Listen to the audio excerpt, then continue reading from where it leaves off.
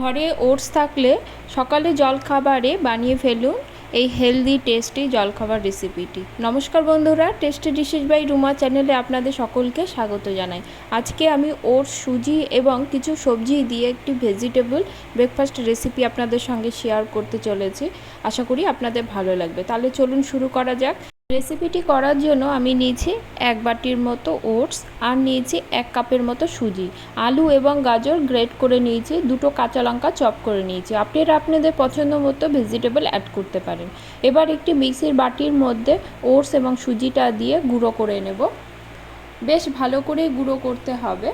দেখুন, এবার এই গুঁড়োটা আমি একটি বাটির মধ্যে নিয়ে নেব। এর মধ্যে দিয়ে দেব গাজর এবং আলুটা, কুচনো লঙ্কাটাও দিয়ে দেব। স্বাদ অনুসারে দিয়ে দেব নুন, আর দেব হলুদ, হাফ চামচের মতো চিনি, হাফ চামচ লঙ্কার গুঁড়ো, হাফ চামচ দিয়ে দেব আমচুর পাউডার এবং গোলমরিচ গুঁড়ো। হাত দিয়ে একবার সব উপকরণ ভালো করে মিশিয়ে নেব।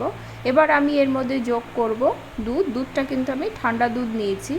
অল্প অল্প করেই দেব, একবারে দেব না। দুধটা দিয়ে দেখে নেব, যদি প্রয়োজন পড়ে সেক্ষেত্রে আমি আরেকটু দেব। আমি এখানে দুধ ব্যবহার করেছি, আপনারা চাইলে কিন্তু দইও ব্যবহার করতে পারেন। অল্প জলও দেব, জল দিয়ে ভালো করে মিশিয়ে 10 মিনিটের মতো রেস্ট রেখে দেব। এতে সুজি এবং ওটসটা কিন্তু বেশ ফুলে উঠবে।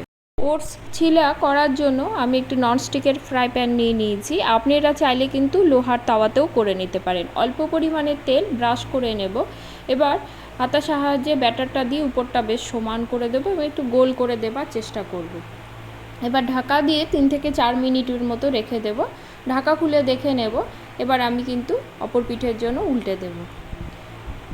এবার অল্প পরিমাণে আমি তেল দেব, তেল দিয়ে আবারও অপর পিঠটি ভালো করে ভেজে নেব। আপনারা কিন্তু চাইলে তেল ছাড়াও রান্নাটি করতে পারেন।